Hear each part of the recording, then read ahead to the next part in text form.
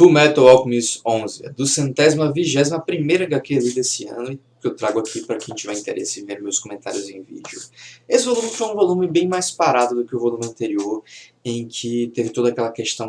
do plano de Rammstein contra os homúnculos, e o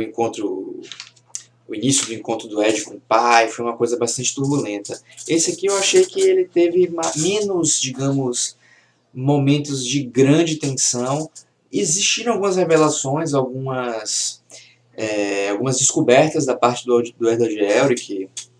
em relação ao que fazer com o corpo deles, em relação à transmutação humana que eles realizaram na mãe, e também uma decisão de novo direcionamento do que fazer. Além de mais explorações sobre o personagem Scar, que eu não tinha comentado sobre ele, mas todo volume ele tem ganhado algumas paginazinhas, desde que a garotinha de Xing, acho que é Xiaomei, esqueci o nome dela agora, chegou e ficou do lado dele porque eles acabaram se encontrando. Nesse volume, eu acho que a coisa mais importante é que Edward Elric descobre que a mãe dele, ou não é que a mãe dele é a mãe dele, é que a coisa que eles transmutaram quando fizeram a transmutação humana não era a mãe dele. E isso,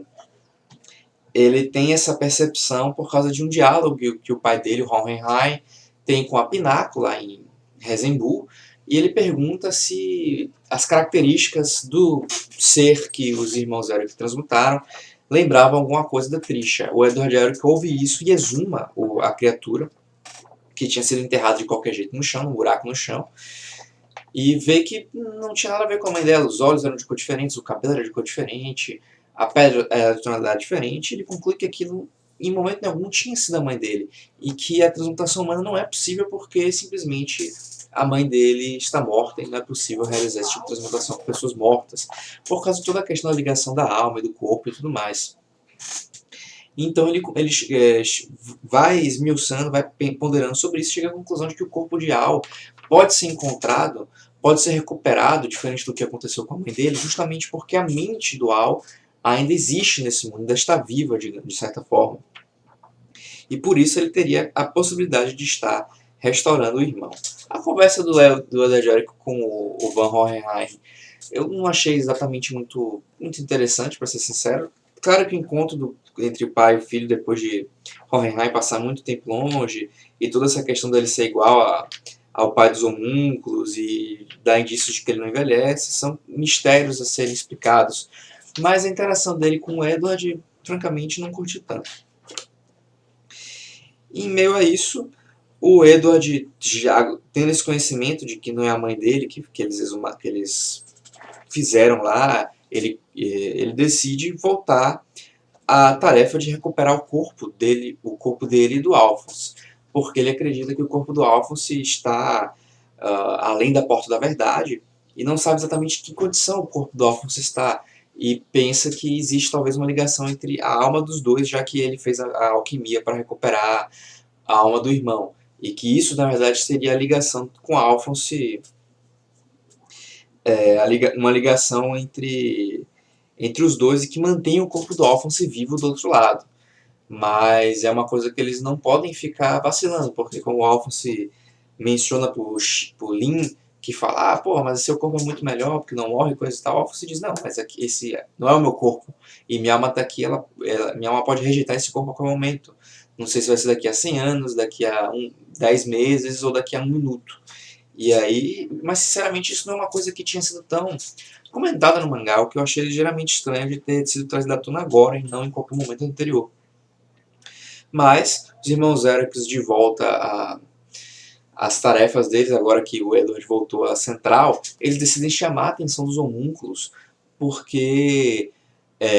os homúnculos têm respostas, eles querem capturar os homúnculos e obrigar eles a extrair informações dos homúnculos, e o que o Edward Elric faz para isso eles sabem que eles são sacrifícios e que os homúnculos não podem ou não querem matá-los.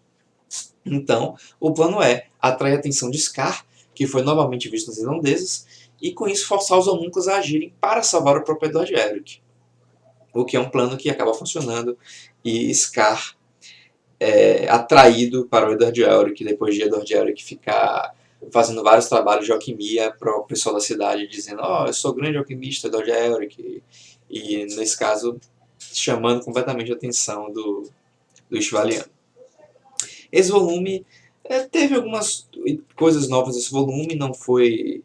um volume ruim, mas também nem de longe foi tão bom quanto alguns volumes anteriores. Mas é claro que não é que seja um baixo na história, que a história desceu de qualidade, mas naturalmente todas as histórias elas precisam ter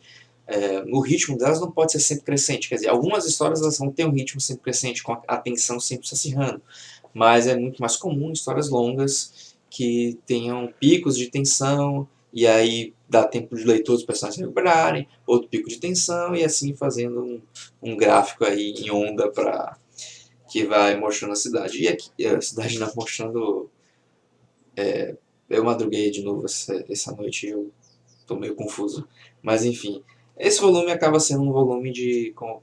mostrar as consequências do grande confronto, que foi bastante climático e um ponto de bastante tensão dos volumes anteriores, e acabou naturalmente sendo mais